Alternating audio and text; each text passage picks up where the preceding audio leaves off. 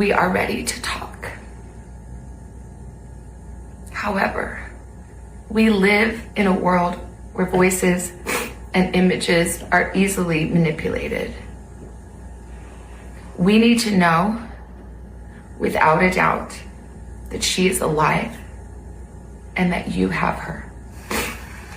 We want to hear from you, and we are ready to listen. We got something in our email that looks like it's written like a ransom note. Reporting that the note asks for money and Bitcoin. There are certain things they're saying about what she was wearing and damage to the house that they're clearly saying to verify that it's us. We know what we're talking about. An emotional plea tonight as the search for the 84-year-old mother of Today host Savannah Guthrie intensifies. Guthrie, her sister and brother released a heartbreaking message on Instagram to the potential kidnappers asking for proof that she is still alive.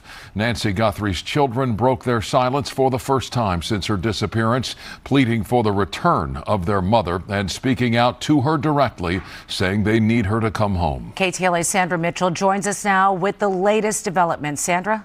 Sheriff Savannah Guthrie pleading with the potential kidnappers in this video, saying we're ready to talk. Well, tonight the FBI has now stepped in to analyze the ransom letters. And last night, you might remember, investigators actually cleared the crime scene at Nancy Guthrie's house.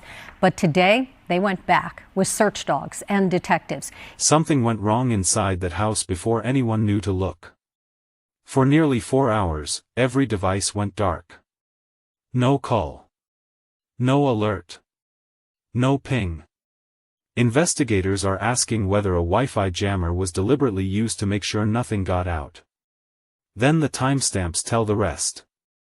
1:47 a.m., a doorbell camera captures a masked figure at the front door. He covers the lens. Gone. 2:12 a.m., a second camera logs a motion alert. No footage. A timestamp. 2:28 a.m., a pacemaker that never stops transmitting goes silent. 41 minutes.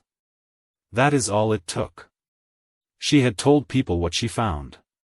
She had called her lawyer. The appointment was 4 days away. Someone made sure she never kept it. Welcome to Case Alert HQ. Today's case, the disappearance that stunned a nation. If this is your first time here, hit that subscribe button right now and turn on the notification bell. We cover missing adults, cold cases, and the cases that deserve more than a headline. This one has layers you have not heard anywhere else. Stay with us. Now let's get into it. Before you hear a single detail about what Nancy found in those bank statements, you need to hear what the Pima County Sheriff said publicly on March 12, 2026. 40 days into the investigation, Sheriff Chris Nanos told NBC News that investigators believe the kidnapping was targeted. That they believe they know why she was chosen. That the suspect could strike again. His exact words, on the record, "Do not think for a minute that because it happened to the Guthrie family, you are safe. Hold that. Because everything that follows about this woman's life is not biography. It is motive." Nancy Ellen Long was born on January 27, 1942, in Fort Wright, Kentucky. She graduated from Notre Dame Academy in Park Hills in 1959, then attended the University of Kentucky, where she worked as society editor at the student newspaper, the Kentucky Colonel. Her editor from 1962 to 1963, Jack Guthrie, no relation, later told the Lexington Herald leader she was excellent. Sharp. Notice details others walked past. She met Charles Errol Guthrie on a blind date at a basketball game. They wed in December 1963. Charles was a mining engineer whose work took the family to Melbourne, Australia, where Savannah was born in December 1971. By 1973 the family had settled into a home in the Catalina foothills of Tucson. That house would be Nancy's home for the next 53 years. She raised Cameron, Annie, and Savannah as a stay-at-home mother while Charles worked.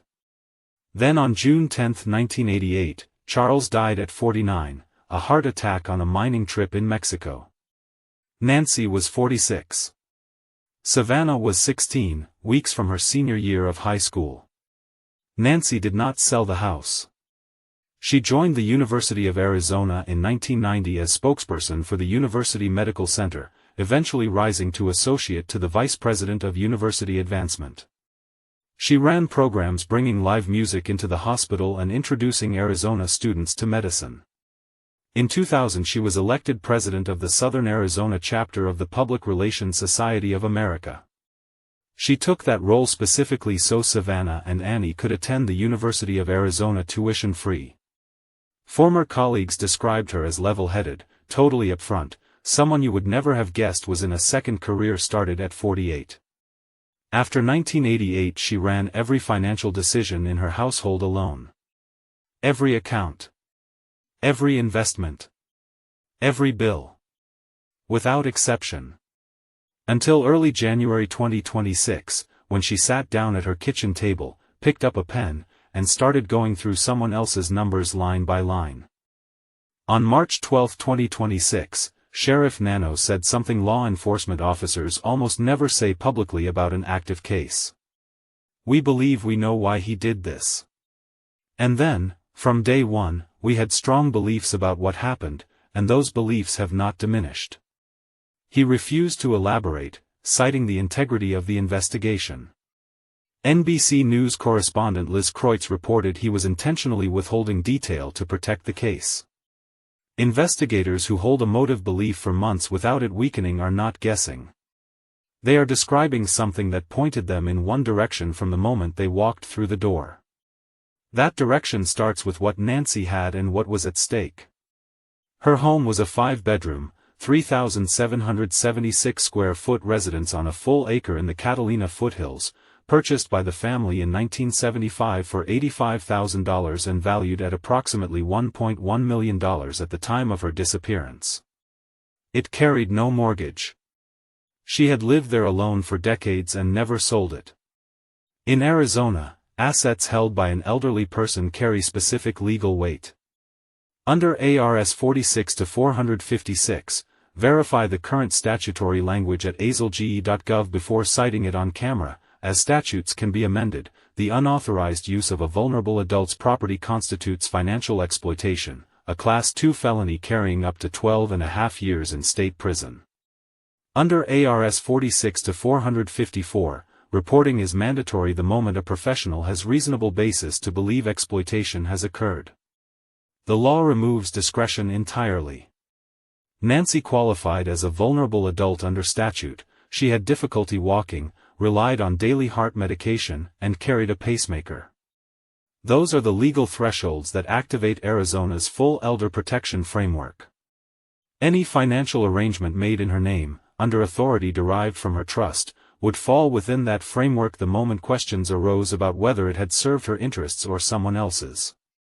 And the forensic accountant brought in to review those records would not have had a choice about what to report. The statute makes that choice automatically.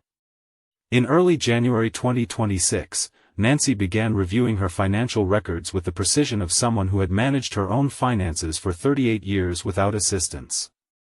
She was not auditing out of routine.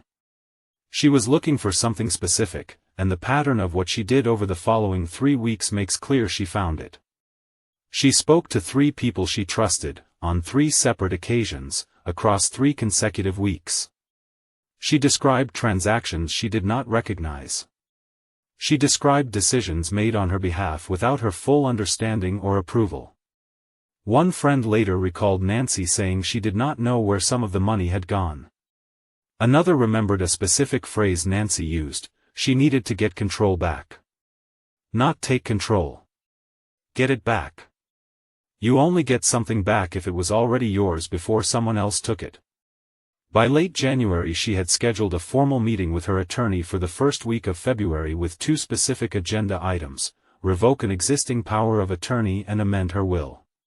According to Sheriff Nanos, from the moment investigators walked into that house on February 1st, what they found sent them in one direction and never let them look anywhere else. Whatever Nancy uncovered, the formal legal appointment was 4 days away. The process she was about to set in motion was documented, legally binding, and potentially mandatory in its consequences under Arizona statute. Once a forensic accountant reviewed those records and found what Nancy had already found with a pen at her kitchen table, the law would not wait for anyone's permission to act. The report would go out. The investigation would open. The authority she had signed over would be examined transaction by transaction. It could not be undone once started. It could only be stopped before it began. And someone made sure it never began. On the evening of Saturday, January 31, 2026, Nancy had dinner at her daughter Annie's house in Tucson. Tommaso Cioni was there. She sat across from him for nearly 2 hours. Every person investigators spoke to described the evening the same way, normal. No visible tension. Nothing out of place. She was 4 days from revoking his legal authority over her finances, and nothing at that table reflected what either of them was carrying. At some point during the evening, Nancy stepped away and called her attorney's office. She knew it was Saturday. She knew the line would be closed. She called and left a voicemail anyway. FBI technicians later recovered audio from degraded recordings on the firm's closed Saturday line. The substance of that voicemail has been reported by sources familiar with the investigation, not confirmed by a named primary outlet, and should be presented as reported rather than confirmed. What those reports describe in substance: she was trying to move the appointment earlier, she was not comfortable, she needed to speak to her attorney before Tuesday. She made that call from inside Tommaso Cioni's home, then walked back. At 9:48, Cioni drove Nancy back to her Catalina Foothills home. He walked her from the garage into the house and confirmed to investigators he waited until she was safely inside.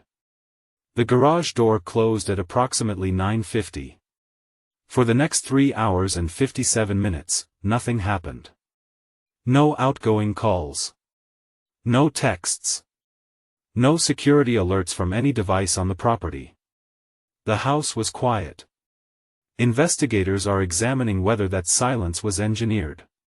Sheriff Nanos confirmed in March 2026 that the department is looking into whether a Wi-Fi jammer was used to disable Nancy's home security systems before anyone arrived.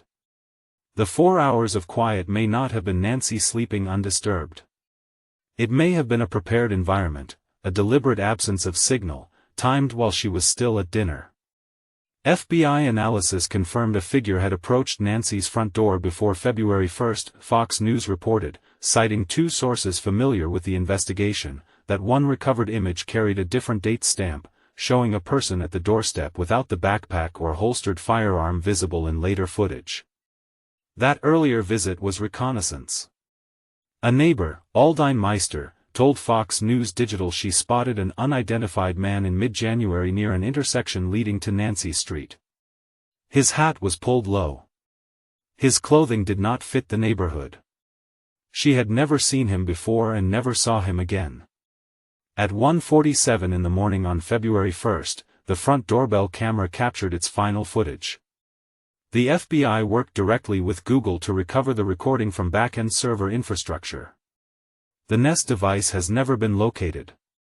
The footage shows a masked male figure, 5 feet 9 to 5 feet 10, average build, dark clothing, black gloves, a holstered pistol at his waist, a 25-liter black backpack.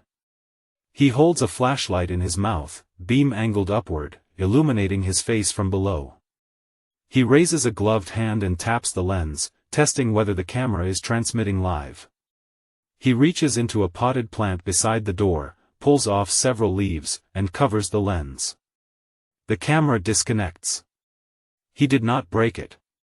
He covered it with organic material that created no permanent damage and no clearly datable physical evidence. That was not improvisation. That was a decision researched, rehearsed, and made well in advance. At 2:12 in the morning, a second sensor logged a motion alert. No video. Just a timestamp. Someone was on the property. At 2:28 in the morning, the pacemaker signal disconnected. Sheriff Nanos confirmed that 2:28 is also the moment it last synced with Nancy's iPhone. No forced entry. No broken windows. No damaged door frames. The interior was undisturbed. Blood was found near the front porch, confirmed as Nancy's by DNA. Forensic pathologist Dr. Michael Baden assessed the droplet pattern as consistent with a person being moved while bleeding. Her purse, phone, wallet, shoes, glasses, and daily medication were all still inside. She was taken before the voicemail she left or the appointment she booked could matter. Nancy did not appear for a church service she had planned to watch with a friend on the morning of February 1st. Her family conducted a welfare check around noon. What they found opened a full criminal investigation. The FBI's Phoenix field office joined within hours. By February 11 the tip count had passed 18,000. Helicopters swept the desert north of Tucson. Cadaver dogs were deployed. 9 days in, FBI Director Kash Patel released the doorbell footage and stated investigators were looking for more than one individual. A black glove recovered approximately 2 miles from the house matched the gloves in the footage and contained a male DNA profile not in the Cody's database. By March 4 that lead closed. Sheriff Nanos confirmed on record that DNA traced the glove to a restaurant employee in the area with no connection to the case. What became the most criticized decision of the investigation followed. The FBI formally requested the hair sample from inside Nancy's home be sent to its national laboratory at Quantico, Virginia, and sent a plane to collect it. Sheriff Nanos declined and forwarded everything to a private lab in Florida instead, without public explanation. That lab held the materials 11 weeks before transferring them to the FBI. Director Patel said publicly Quantico would have analyzed the evidence within days. At CrimeCon 2026, former NYPD Detective Paul Morrow said on record it looked to him like the sheriff's office was not cooperating with the FBI, and that slow evidence processing would make any future prosecution harder.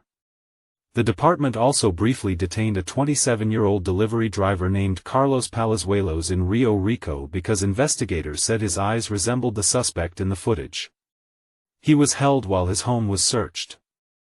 No charges were filed. He told reporters he had no connection to the case. His mother-in-law, shown the surveillance image, said the figure in the footage was not her son-in-law. In late February, Nanos declared every member of the Guthrie family, including their spouses, had been cleared as suspects. That clearance covered Tommaso Cioni directly and contradicted journalist Ashley Banfield, who had named Cioni the prime suspect on her podcast citing a single unnamed source. Nanos called the reporting reckless. Banfield stood by her source and challenged the sheriff publicly, noting that early investigative steps, towing a family vehicle and searching family property, were consistent with focusing scrutiny on someone inside Nancy's inner circle. Pressure continued to mount. The Pima County Democratic Organization launched a recall petition against Nanos citing 3 specific failures: the Florida lab decision that delayed evidence processing by 11 weeks, the halt of cadaver dog searches 5 weeks into the investigation, and the refusal to formally engage the United Cajun Navy, a volunteer nonprofit with a national missing persons record that had submitted a detailed 41-page proposal offering thermal drones, GPS-tracked volunteers, and 25 certified canines including cadaver dogs, all under full sheriff's command with no independent authority. Nanos's office never formally responded to the proposal. We are past the halfway point of this story and things are only getting more complex from here. If you are still watching, drop a comment right now saying I am still here. Let us see who is truly following every layer of this case. It means more than you know, and the algorithm notices every single one. 3 days after Nancy disappeared, ransom notes began arriving at media outlets. TMZ received one. KOLD and KGUN, both Tucson stations, each received separate notes. Each demanded Bitcoin by a specific deadline. One demanded $6 million. The notes did not go to law enforcement. They went to television stations. FBI Special Agent in charge Heath Yenkes stated publicly that at least one note appeared credible because it referenced unreleased crime scene details, the only threshold that separates a genuine contact from noise. The Bitcoin wallet in one note was confirmed by TMZ as real and active. A working wallet confirms only that whoever wrote it opened a functional account. That is not the same as confirming authorship. Savannah, Annie, and Cameron Guthrie released video statements through Savannah's Instagram. They were willing to pay. They asked for proof of life. None was provided. Both deadlines passed. Savannah later said the family believed at least 2 notes were real. A separate development surfaced through a content creator on X known as Nerdy Addict, later addressed on the Megyn Kelly Show. The claim, one later note was not a demand but an apology. The sender allegedly said they had not realized how serious Nancy's heart condition was, and that she had gone to be with God. Not confirmed by law enforcement. Unverified.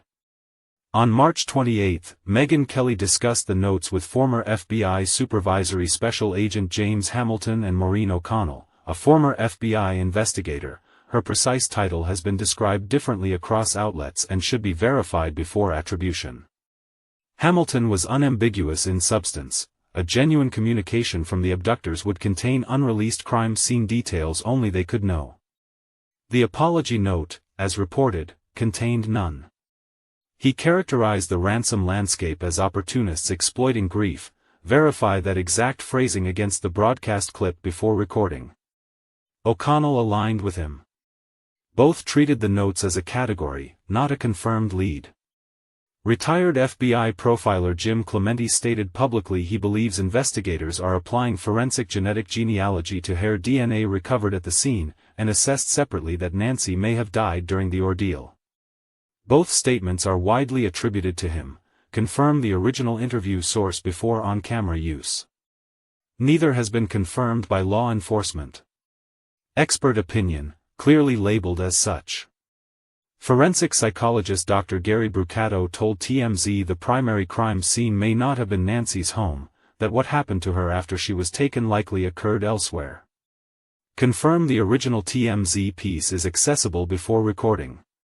Unverified by investigators. One element was confirmed in full.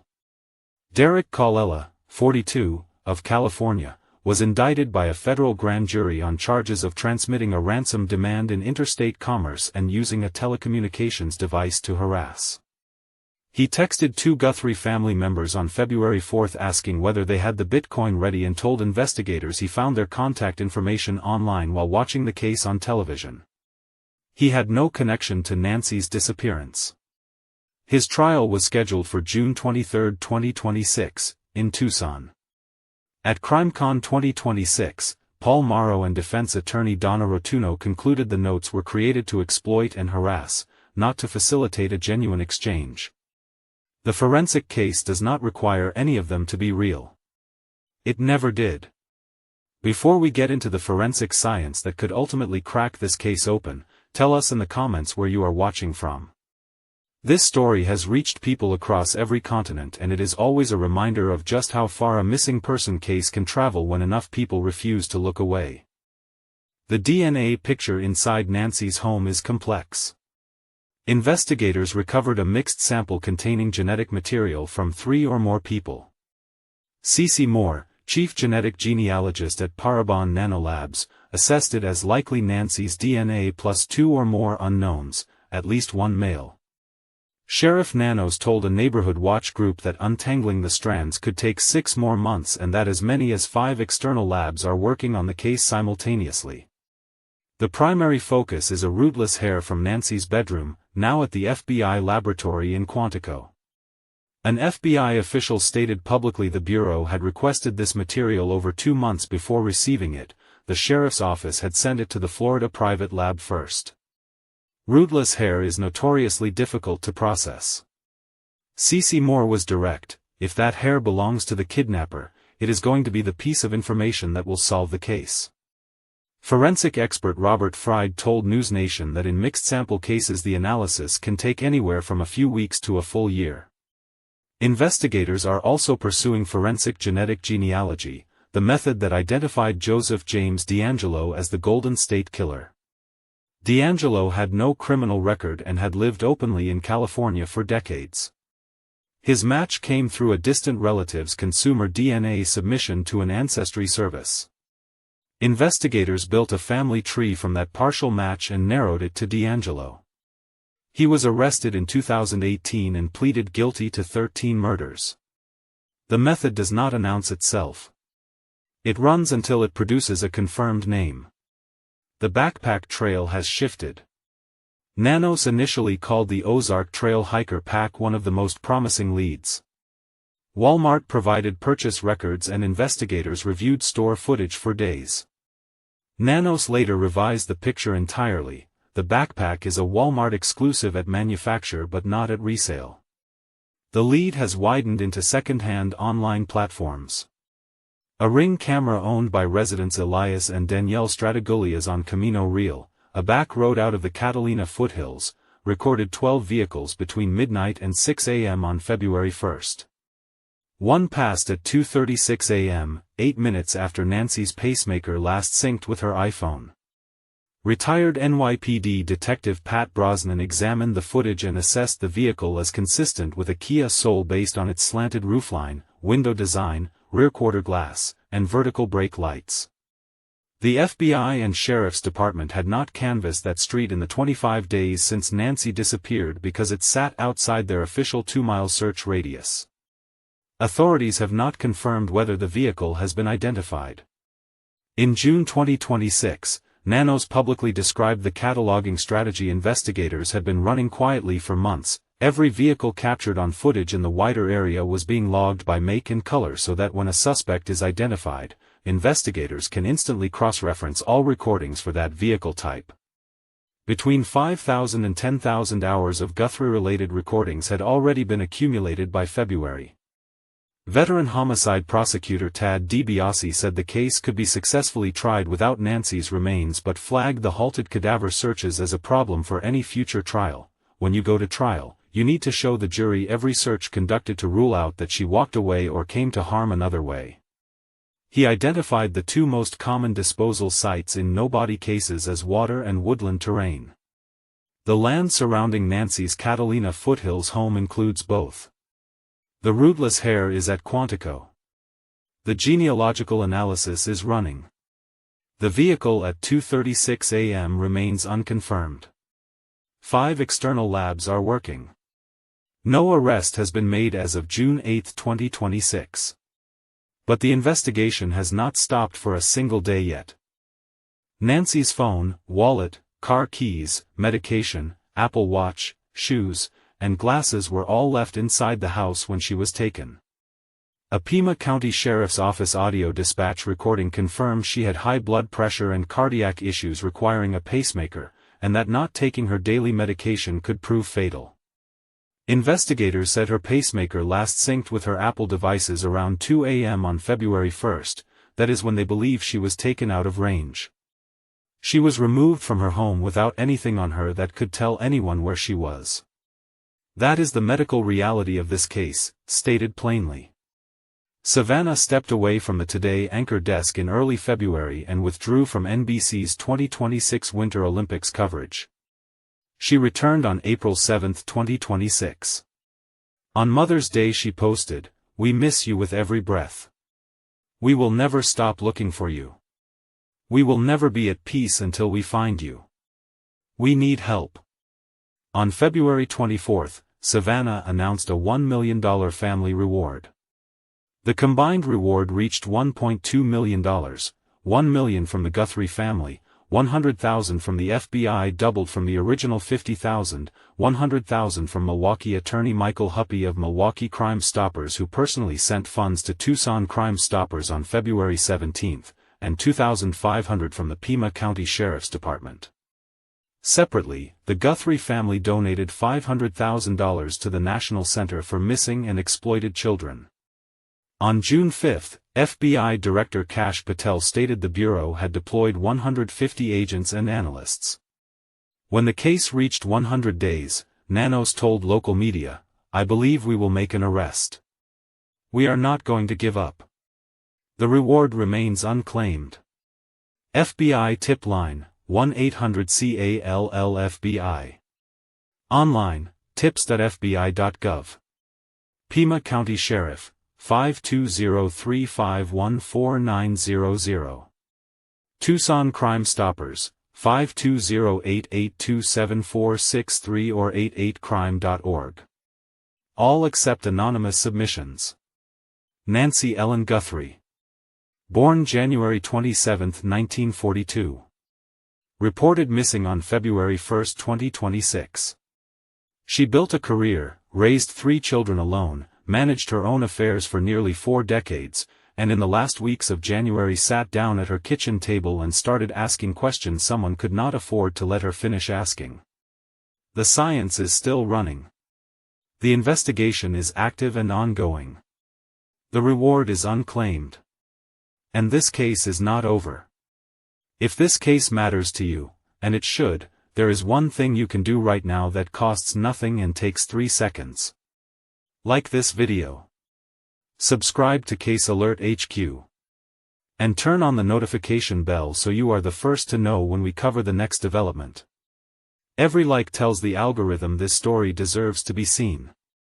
Every subscriber is one more person who will not let Nancy Guthrie be forgotten. We will keep covering this case as it moves. We will be here when an arrest is made. Make sure you are too.